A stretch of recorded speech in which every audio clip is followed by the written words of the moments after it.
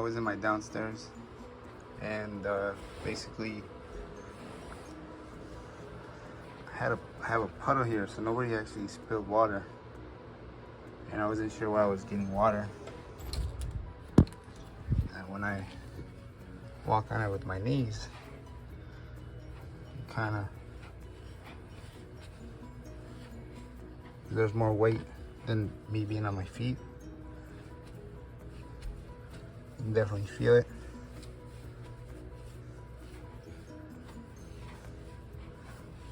It's really dry here, but I have a spot. So the closer I get to this beam here, somehow the water is either traveling through it or across it. So I have a bathroom there. So I checked out my bathroom, there's nothing there.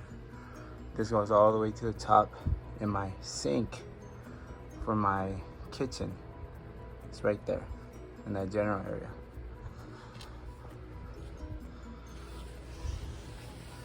So the pipes lead all the way from there, all the way down to the actual crawl space. And I'm gonna replace the actual sink today. Let this dry out, I guess. I can't really see, but okay, so this is a wet spot right there. Later on I'll be able to, I might tear this up to see what the damage is in there, but it's starting to drip from right here. Right here, directly up. So it works its way into this beam, probably comes down and came onto the actual floor. These are gonna be the actual, all the tools you're gonna need. Definitely need a pair of pliers for this job. You need any Phillips head screwdriver. I'm gonna use mine on an impact, caulking, a hammer. I use this one to pry out the bottom of the older sink. It worked awesome.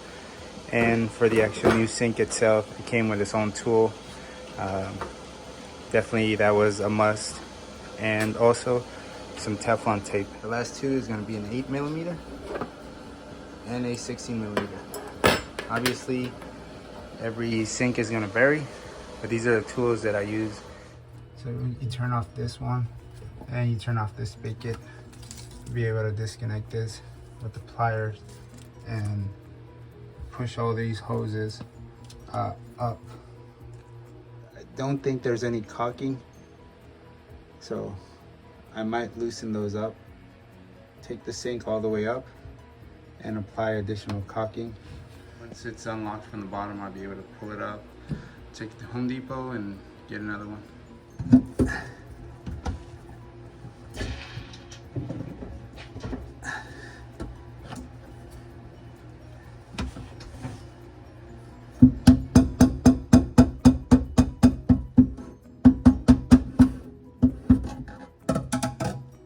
Just like that. Go ahead and put on my punch in there and just kind of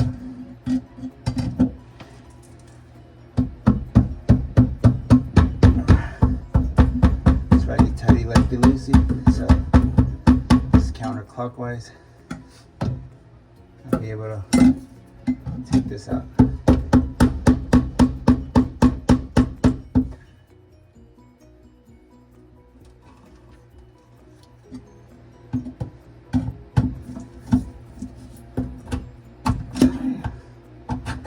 Just like that, and I lose. Now I'm not even hitting with the hammer or anything.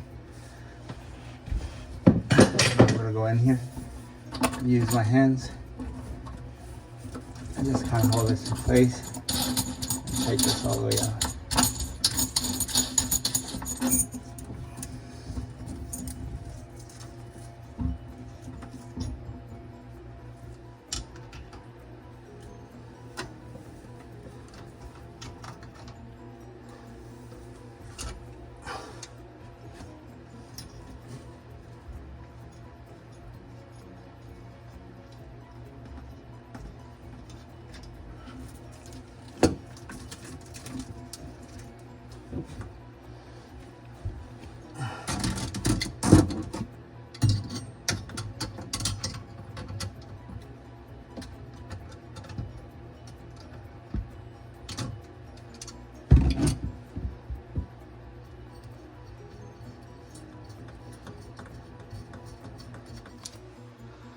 So what I have right here is just a sleeve.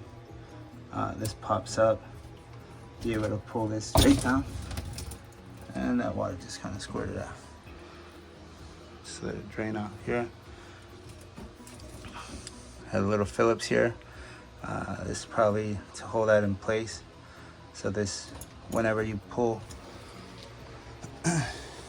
this off from here, has this effect.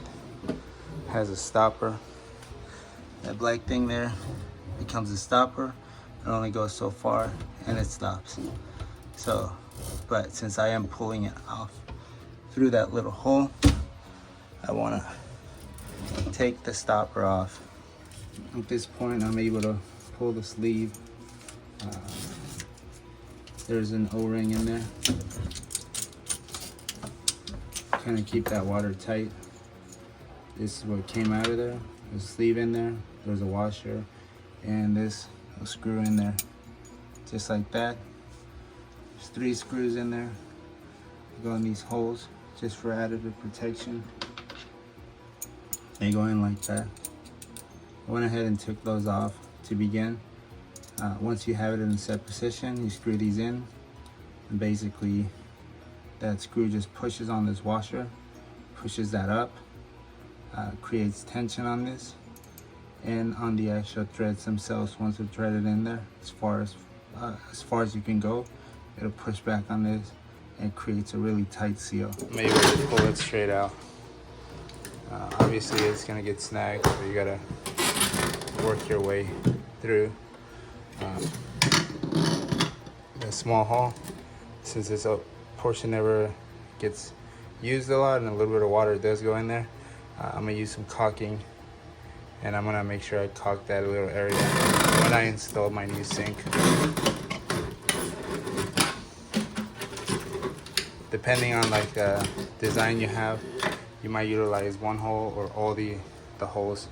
This one is just one hole, and I've covered up this plate, covered up these additional holes right there. And I know for a fact there's no caulking underneath this, so 100% sure I'm gonna take this off today as well, and I'm gonna caulk the bottom of this, so you'll be able to see how you would caulk this and how it looks once it's watertight. So basically, I kind of lifted this up and I just pried some cups under here. So I'll go ahead and scrape this up as good as I can, clean this up, and I'm gonna put some caulking. It's premium silicone. It's freeze and sunproof, 100% more reliable, 100% waterproof. That's the keyword you're gonna look for when you're looking for caulking. It's 100% waterproof. This one is gonna go kind of fast because we're gonna do everything we just did in reverse order. We're gonna clean the sink, install the new caulking. We're gonna drop the sink, tighten up the actual connections for the sink and tighten it all up, install the new faucet and caulk it. When I caulk it, it's gonna be that metal piece that's gonna be caulked, and so it can be watertight. Then we're gonna tighten up the faucet, install all the water lines, and install the actual stopper. Finally, we're gonna turn on the water. All right. So this is my new faucet. I definitely, as you can see, all the caulking all the way around it. It's got a nice bead. The bead is inside, and it locks this from having water going in and causing this fabric or this actual piece of wood to actually swell up anymore.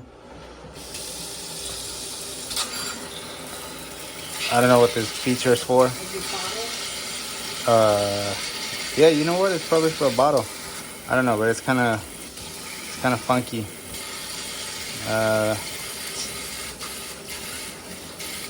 Yeah, my wife likes that feature. I don't know why.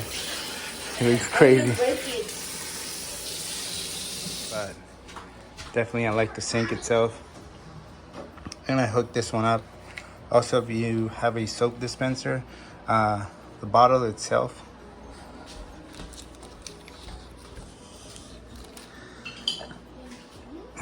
was broken, so it came with a new one in the bottle. This goes from tightening it on and off constantly. But I didn't know this feature was there. All you have to do is pull it and throw some soap down in there, which eliminates that problem on itself. I think that's pretty cool. It's my older sink. And it's definitely going to rest in peace. Throw all this junk away. And I'm glad I'm done with this project.